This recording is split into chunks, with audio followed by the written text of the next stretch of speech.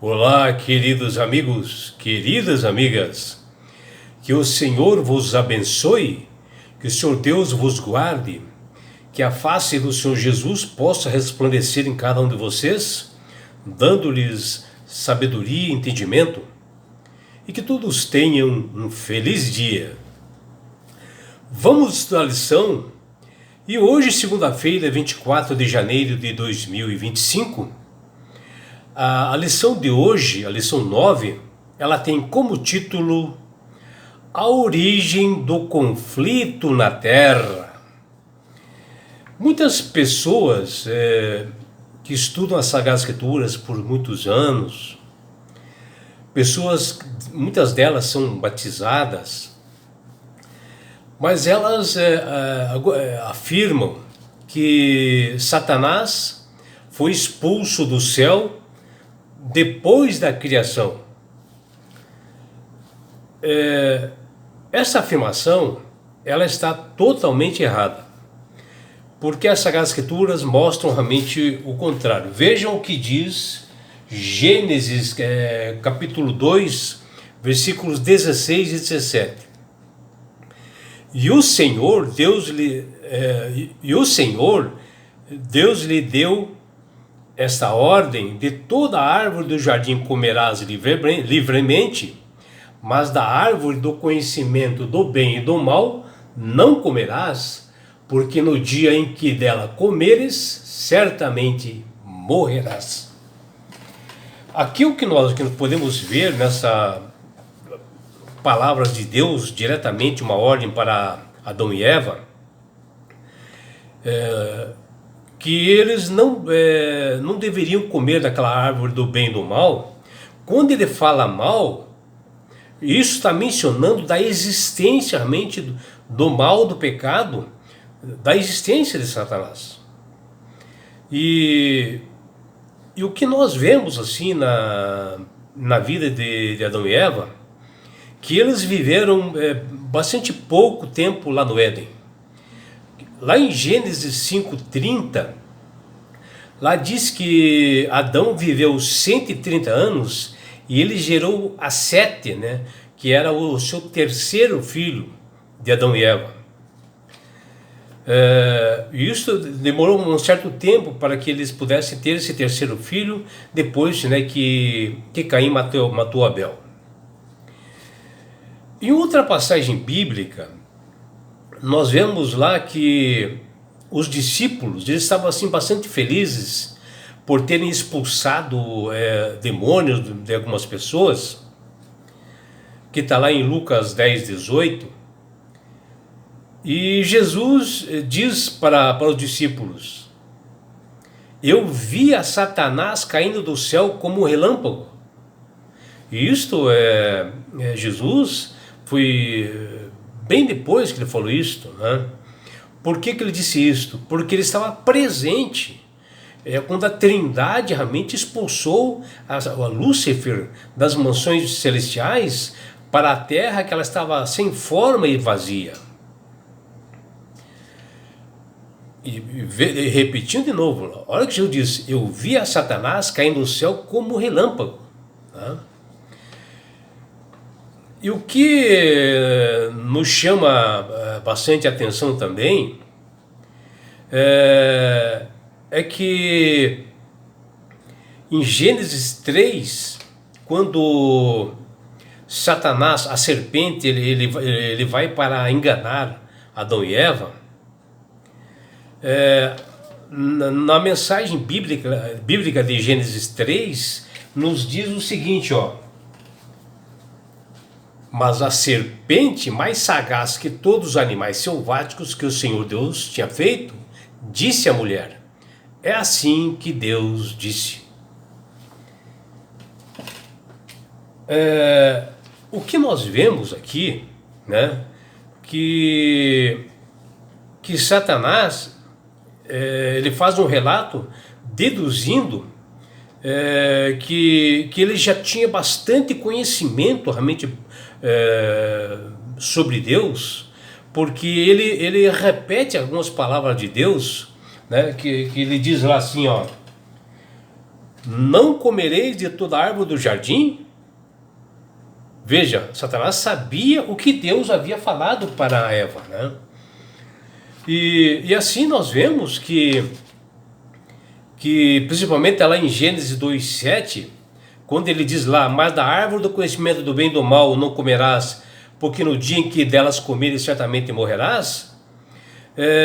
Deus realmente mostrando que Satanás já existia, né? O mal já existia, e por isso que Deus alertou realmente aos nossos primeiros pais. E aqui em Gênesis 3, né, a gente vê assim, Satanás bastante sagaz, né? Podemos dizer que pela maneira, né, como ele está falando, como o Lúcifer está falando, o Satanás, que ele atentou Adão e Eva, ele já era assim, um pecador original, endurecido, ele era um mentiroso, né?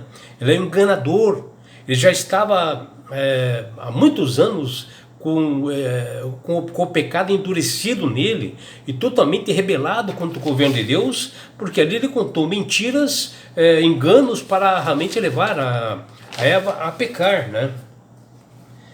E em Gênesis capítulo 1, versículo 31, quando Deus achou de criar o mundo, que marca aqui em Gênesis 1:31, o Senhor disse que tudo era muito bom.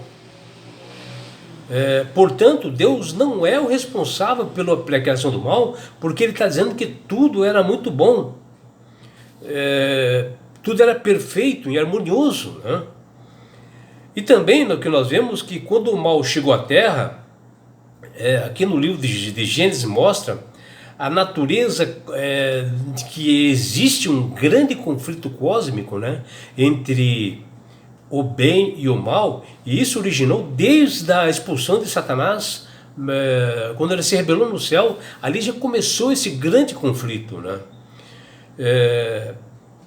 E o mal chegou ao mundo através desse enganador Satanás, mentiroso, chamado diabo, que teve de se incorporar numa serpente para iludibriar, para enganar a Adão e Eva, e ele se opôs às ordens divinas, misturando ali mentiras com verdades, levando nossos primeiros pais a pecarem. E quando ele mistura mentira com verdade, é um sinal de que ele já tinha conhecimento, a mente da verdade, que ele aprendeu isso lá no céu, porque ele era a quarta pessoa no céu, na hierarquia.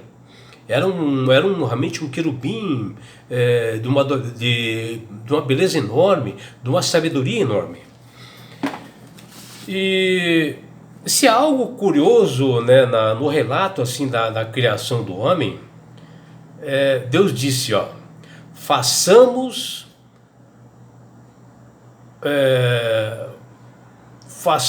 o homem à imagem e semelhança, né? O próprio Deus, a Trindade, falou isto, né? Porque no original a palavra usada nesse momento, que foi usada para descrever Deus, o Criador, é a palavra Elohim, né? Que a terminação rim é usada para definir algo no plural. Então estava a presença do Deus Pai, Deus Filho e do Espírito Santo, a Trindade junta para a criação realmente do universo. Ou seja, Elohim confirma a atuação de Deus Pai, Deus Filho e do Espírito Santo na obra da criação do mundo. E no versículo 2 nós vemos que o Espírito de Deus pairava sobre as águas. E o apóstolo João, referindo-se a Jesus, escreveu: era o verbo, e o verbo estava com Deus, né? E o verbo era Deus, falando que Jesus realmente é Deus, que está lá em João capítulo 1, versículo 1 e 3. E em cada dia da criação, Deus encerrou dizendo: e viu Deus que era bom. Ou seja, tudo era maravilhoso, tudo era puro, perfeito. Por isso que Deus falou isso. Mas ao contemplar a sua obra completa após a criação do homem e da mulher, Deus viu que tudo era o quê? Muito bom, né? que está lá em Gênesis 1:3. E ao encerrar cada dia da criação, a Bíblia deixa bem claro que se tratam assim de 6 dias literais, houve tarde e manhã do primeiro dia, e assim por diante. Embora Satanás já nesse momento da criação do universo já estivesse sido expulso do céu, que ele estava vagando, né, pela terra, não há indício da presença do mal na criação da terra, em nenhum ponto da criação. Em Apocalipse 5:11, o apóstolo João diz: vi e ouvi uma voz de muitos anjos ao redor do trono, dos seres viventes e dos anciãos, cujo número era de milhões e milhares. Vejam, a gente vê que João vê milhares de anjos, né? Depois ele criou assim esses milhares de anjos, todos perfeitos, e somente um deles se rebelou contra Deus, que foi justamente Lúcifer, por não estar incluído justamente no projeto de criação do universo. Quando Deus, a Trindade, se reuniu dizendo que eles iriam criar o universo e que não haveria a participação de anjos, ele, Lúcifer, foi a primeira coisa que ele sentiu inveja e orgulho, né? E ali começou a sua grande rebelião. Em Ezequiel, capítulo 28, versículo 14, diz lá, mostrando que realmente ele era um anjo perfeito. Olha, diz lá: tu eras o querubim da guarda do ungido, e te estabeleci, permanecias no monte santo de Deus, no brilho das pedras andavas. Dizendo que Lúcifer era um querubim da guarda do ungido, ele andava pelo trono de Deus. Lúcifer era separado, tinha um livre-arbítrio, né? Por isso que diz isto. No verso 15 de Ezequiel, desse capítulo 28, diz lá: perfeito eras nos teus caminhos, desde o dia em que foste criado, até que achou iniquidade em ti. Quando esta iniquidade cresceu por inveja de ele não participar da criação, de poder ser um dos criadores, o orgulho sobrepôs no seu coração, a ira tomou conta do seu coração. Em João,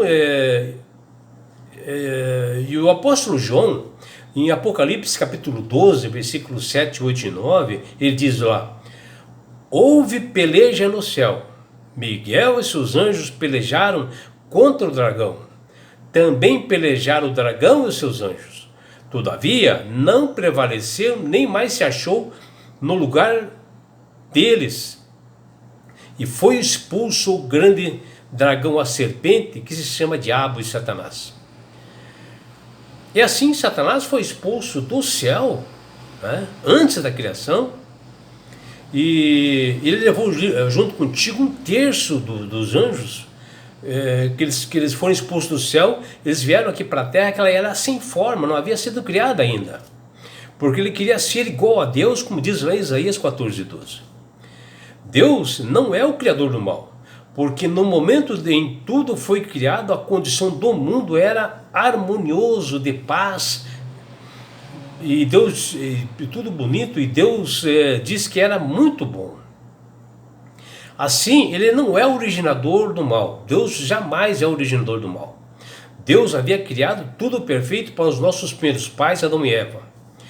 Toda a atmosfera do Éden era sublime e perfeito, estavam eles nus e não se envergonhavam, né, porque estavam cobertos pela glória de Deus naquele momento no Éden. Porém, como diz lá em Gênesis 3:1, havia alguém observando os nossos primeiros pais, um inimigo sagaz, cuja existência Deus já havia prevenido e assim falado para o Adão e Eva, e que realmente existia realmente o mal para eles. E Deus falou para Adão e Eva, prevenindo para que eles não caíssem nos enganos. E assim o mal já estava no meio, né, antes da criação. E o Senhor fez tudo para proteger Adão e Eva e afastá-los do mal. Contudo, jamais poderia privá-los de liberdade para que terem a liberdade e o livre-arbítrio. E eles não estavam presos às circunstâncias de um mundo perfeito. Eles teriam ali no Éden uma oportunidade de escolhas, né? Isso é amor de Deus. Da forma que Deus escolheu nos amar. Ele espera que nós amemos assim, mas jamais exigirá de nós alguma coisa. O amor de Deus liberta, e foi com esta finalidade que Deus colocou no meio do jardim duas árvores diferentes das demais. Uma era a árvore da vida, representando a obediência, que lhes concederia dádivas divinas, bênçãos. E a outra árvore é a árvore do conhecimento do bem e do mal, representando a desobediência, que isso provocaria a morte, como de fato ocorreu. Conhecemos muito bem essa história, e infelizmente nossos primeiros pais escolheram o mal, e por isso ainda nós vivemos nesse mundo de pecado. A astúcia de Satanás superou a expectativa do recém-criado casal. Um animal falante despertou a curiosidade de Eva primeiro e depois de Adão, que ela estava assim longe de seu marido, que ela considerou dar ouvidos àquela serpente sagaz, mesmo percebendo a proximidade da árvore que o Senhor havia ordenado de não comer. E houve assim primeiro uma confusão visual para que fossem enganados, né? Os olhos, né? O brilhante da cobra, a inteligência dela chamou a atenção, visualmente. Então ela ouviu a serpente falar. Satanás lançou dúvidas sobre a ordem de Deus e logo em seguida ele mentiu quando ele diz: é certo que não morrereis. Que está lá em Gênesis 3:4. A terceira sedução do maligno implantou no coração da mulher a mesma cobiça que o expulsou lá do céu, quando ele diz lá: como Deus sereis conhecedores do bem e do mal. Que está lá em Gênesis 3:5. O resultado dessa odiosa conversa foi que Eva viu, se agradou, desejou, tomou do fruto, comeu e ainda compartilhou sua desgraça com Adão, que está lá em Gênesis 3:6. Percebam o caminho percorrido pelas sendas do mal. A serpente, identificada como o próprio diabo, que está em Apocalipse 12:7, levantou mentiras sobre o caráter de Deus, faz perguntas enganadoras, lança dúvidas sobre as ordens de Deus, inverte na prática o que Deus havia falado para Adão e Eva, e desafia o que Deus havia declarado a Eva. É certo que vocês não morrerão? Que está lá em Gênesis 3:4. Isso, meus amigos, é esse conflito cósmico que está ligado no mundo, né? E que dá esse livre-arbítrio, e isto é amor.